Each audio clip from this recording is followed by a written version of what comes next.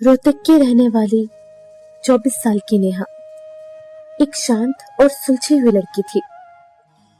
लेकिन पिछले 2 सालों में जो भी कुछ उसके साथ हुआ, उसने इंसानियत पे से नेहा का भरोसा बिल्कुल उठा दिया था। वो अपने कमरे की खिड़की के पास बैठी बारिश की बूंदों को देख रही थी। हाथ में चाय का कप था जो अब तक बिल्कुल ठंडा हो चुका था। उस वक्त उसकी आंखों में सिर्फ एक सवाल था, क्यों? ये सब मेरे साथ ही क्यों? मैंने किसी का क्या बिगाड़ा है जो मुझे हर कदम पे सिर्फ धोखे मिले? पहला जख्म, पिता का फैसला। नेहा की धोखों की शुरुआत उसके अपने घर से ही हुई थी। 6 महीने पहले नेहा के पिता मिस्टर शर्मा ने अपनी वसीयत बनवाई थी। नेहा को पूरा यकीन था कि उसके पिता उसे और उसके छोटे भाई आरव को बराबरी का हिस्सा देंगे। लेकिन जब वकील ने कागजात पढ़े तो नेहा के पैरों तले जमीन खिसक गई थी, क्योंकि सारी जायदाद, घर, बैंक बैलेंस सब सिर्फ आरव के नाम पर था। नेहा ने उस रात जाकर अपने पिता के कमरे में भारी आवाज से पूछा था, पापा, क्या मैं आपकी बेटी नहीं हूं? आरव छोटा है तो क्या सारा प्यार आपका और सारा हक सिर्फ उसी का है? मुझे बिना बताए आपने ये फैसला कैसे ले लिया? क्या आपको मुझ पर जरा सा भी भरोसा नहीं था? पिता ने बिना उसकी तरफ देखे रूखेपन से कहा था, नेहा, जो फैसला मैंने किया है वही सही है और मुझे इस बारे में कोई और बहस नहीं करनी। और तुम अपने काम से काम रखो। उस दिन नेहा को लगा कि उसके पापा ने उसे अपनी जिंदगी से बेदखल करके सबसे बड़ा धोखा दिया है। दूसरा जख्म, दोस्त का विश्वासघात। इस गम से उभरने के लिए उसने पूरी तरह अपने आप को काम में मसरूफ कर दिया था। वो एक सॉफ्टवेयर कंपनी में काम करती थी। वहां पर उसका एक बहुत अच्छा दोस्त था, राहुल, जो कि उसका दोस्त भी था और कॉलीग भी। दोनों ने मिलकर एक इंटरनेशनल प्रोजेक्ट पर 3 महीने दिन रात काम किया था। प्रेजेंटेशन का दिन आया। राहुल जब मीटिंग रूम से बाहर आया तो उसके हाथ में प्रमोशन लेटर था। नेहा खुश होकर उसके पास गई। राहुल, बधाई हो, हमारा प्रोजेक्ट सक्सेसफुल रहा। लेकिन क्लाइंट की लिस्ट में मेरा नाम कहाँ है? बॉस ने तो सिर्फ तुम्हारी तारीफ की।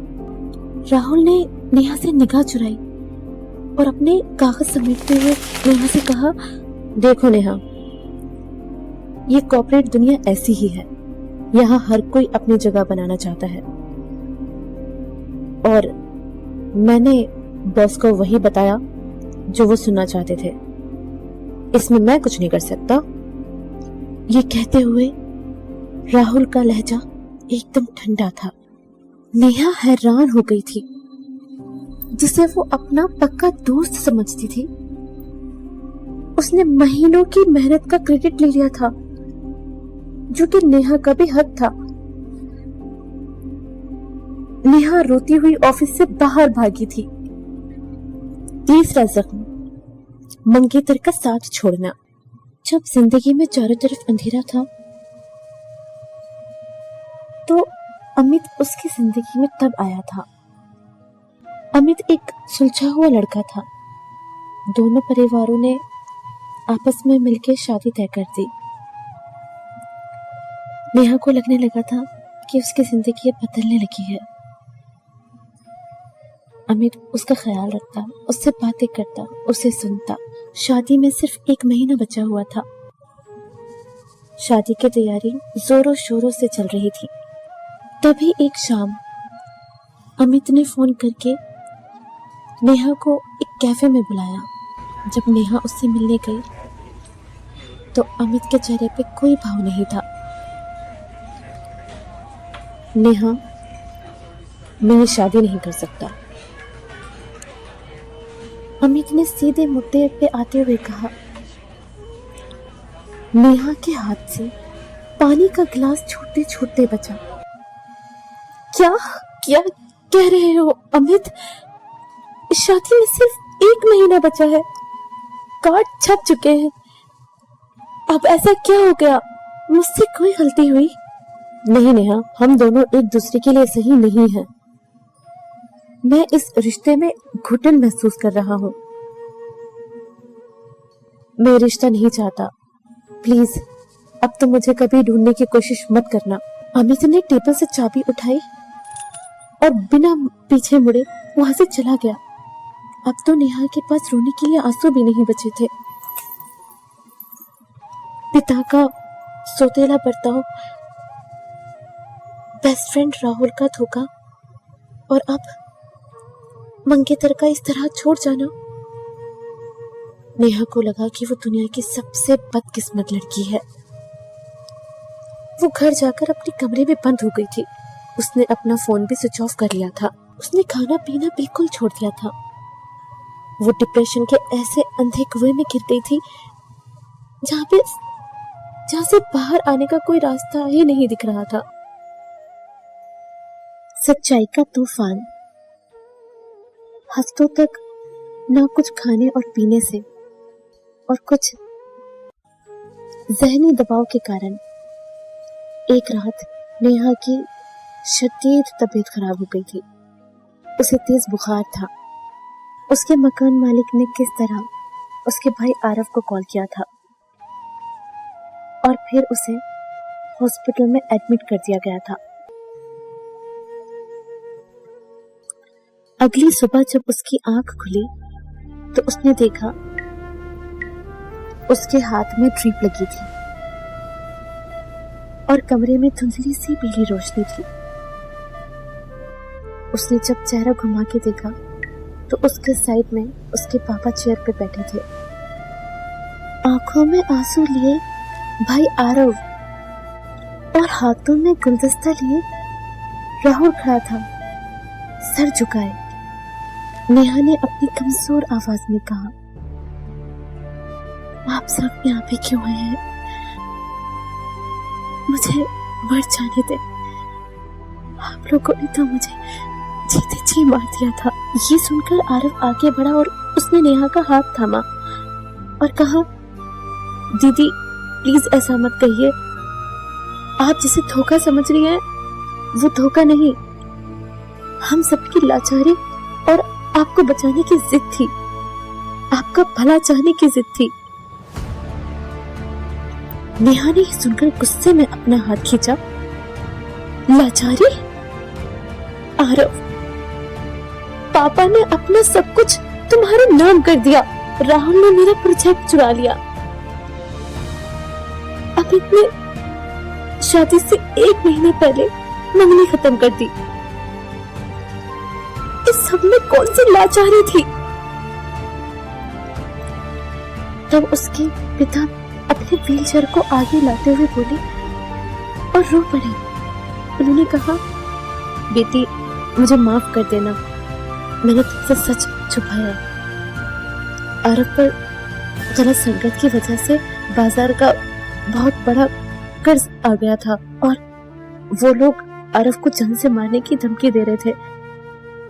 अगर मैं सारी जायदाद आरव के नाम ना करता तो वो लोग इसे जेल भेज देते या मार डालते।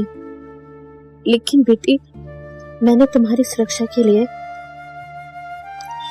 शहर वाले फ्लैट और बैंक की 25 लाख रुपए वाली एफडी तुम्हारे नाम पहले ही कर दी थी। मैं तुम्हें सरप्राइज देना चाहता था। और हाँ, वो तुमसे कभी भी आरव छीन नहीं सकता था, लेकिन आरव की जान बचाने के जल्दी में मैं तुम्हें सच बता ही नहीं पाया। ये सुनकर नेहा एकदम सुन रह गई थी। उसने राहुल की तरफ देखा। राहुल ने आगे आकर नेहा के सामने हाथ जोड़े और कहा, नेहा मुझे माफ कर दो। उस दिन मैंने तुमसे बहुत बड़ा झूठ बोला था। असल में ऐन वक्त पर हमारे प्रोजेक्ट का जो हिस्सा क्रैश हुआ था, वो कोडिंग एरर तुम्हारी थी ही नहीं। वो कोड कंपनी के वाइस प्रेसिडेंट के साले का था, जो वहां सीनियर मैनेजर है।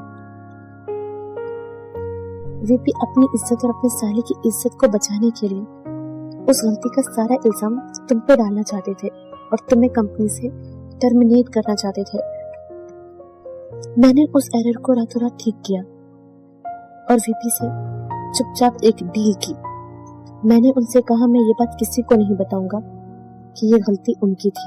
बदले में वो इस कंपनी में तुम्हें सेव रखे और इस प्रोजेक्ट का सारा क्रेडिट मुझे ट्रांसफर कर देंगे। मुझे वो प्रमोशन तुम्हारी जॉब और तुम्हारा करियर बचाने के सौदे में मिला था नेहा। मैं पॉलिटिक्स खेल रहा था ताकि तुम बची रहो, इसलिए मैं उस दिन तुमसे नजरें नहीं मिला पा रहा था। ये सुनकर नेहा की आंखें फटी की फटी रह गई। उसने फिर कोने में खड़े अमित की तरफ देखा। वो कपकपा रही थी। और तुम अमित, तुमने क्यों कहा कि तुम मुझसे दूर हो गए हो? ये सुनकर अमित आगे आया। उसकी आंखों से आंसू बह रहे थे। उसने अपनी जेब से एक मेडिकल रिपोर्ट निकालकर नेहा के आगे रख दी। नेहा, सगाई के 2 हफ्ते बाद मुझे पता चला कि मुझे ब्लड कैंसर है। डॉक्टर ने कहा था कि बचने के चांस सिर्फ 10% हैं और मैं तुम्हें एक ऐसे इंसान के साथ नहीं बांधना चाहता था जो खुद लम्हा लम्हा मौत के मुंह में जा रहा है। अगर ये बात मैं तुम्हें बताता तो तुम मुझसे कभी दूर नहीं जाती और पूरी जिंदगी मेरे इलाज के पीछे बर्बाद कर देती। और मैं चाहता था कि तुम मुझसे नफरत करो, लेकिन कल ही मेरा ऑपरेशन हुआ है और फाइनली डॉक्टर ने कहा है कि मैं फिलहाल खतरे से बाहर हूँ। इसलिए फिर मैं खुद को रोक नहीं पाया। सुबह का उजाला, कमरे में सन्नाटा छा गया था। सिर्फ नेहा के ससकने की आवाज आ रही थी। वो जिसे अपनी जिंदगी का सबसे काला दौर समझ रही थी, वो तो उसके अपनों का त्याग था। उसके पिता उसकी हिफाजत कर रहे थे, उसका दोस्त उसका करियर बचा रहा था और उसका प्यार उसकी पूरी जिंदगी उजड़ने से बचाना चाह रहा था। उसने कितनी बड़ी भूल कर दी थी। उसने सिर्फ सिक्के का एक ही पहलू देखा और मान लिया कि दुनिया कितनी धोखेबाज है। नेहा ने बिना अपनी ड्रिप की परवाह किए अमित को अपने गले से लगा लिया और अपने भाई और अपने पिता की तरफ अपने हाथ फैला लिए। राहुल ने मुस्कुराते हुए नेहा के सर पे हाथ रखा। उस ठंडे हॉस्पिटल में खिड़की से आते हुए सूरज की पहली किरण नेहा के चेहरे पर पड़ रही थी।